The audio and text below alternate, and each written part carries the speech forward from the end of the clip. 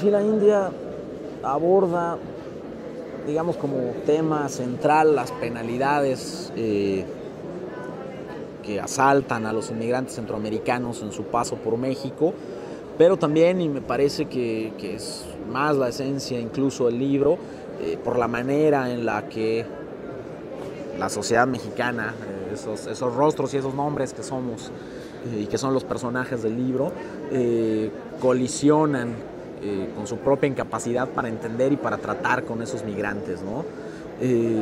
Creo que tan trágica es la historia de los centroamericanos que, insisto, sufren unas atrocidades que deberían discutirse más, que deberían conocerse más y que deberían combatirse, porque no se están combatiendo en la práctica.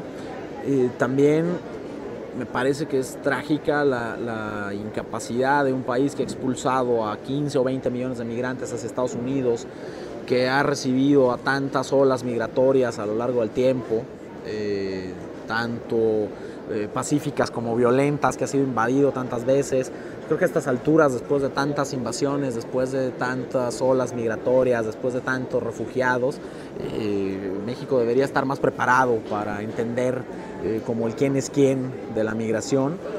Finalmente, los migrantes centroamericanos no son muy distintos de los mexicanos que también se cruzan en Estados Unidos, y a mí me asombra y me parece un disparate además costosísimo socialmente, el que de pronto se le den como alas a ciertas actitudes xenofóbicas, despectivas, discriminatorias hacia los migrantes, ¿no?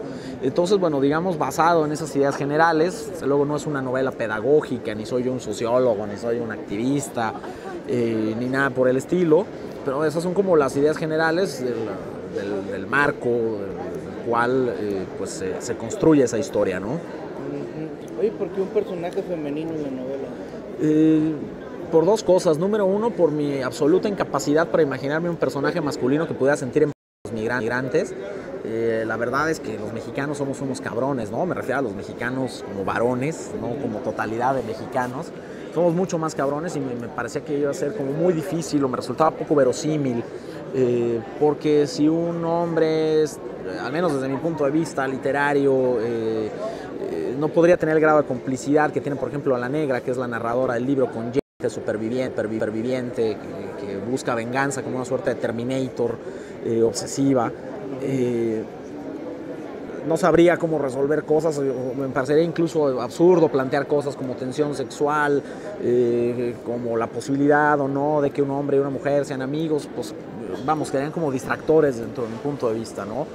Y eso me llevó a decidir que la narradora principal fuera un personaje femenino, y además, bueno, porque era un reto y zona completamente desconocida para mí, fuera de unas poquitas páginas de Anima narradas también por una mujer, pero quiero decir muy poquitas, y de algún relato de un transexual en el jardín japonés. En realidad no se caracteriza lo que escribo como por una gran diversidad, generalmente son puntos de vista como masculinos, ¿no?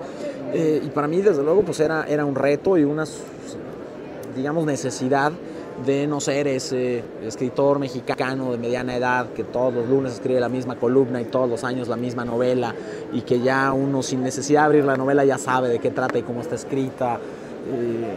Una necesidad como de reinvención, ¿no?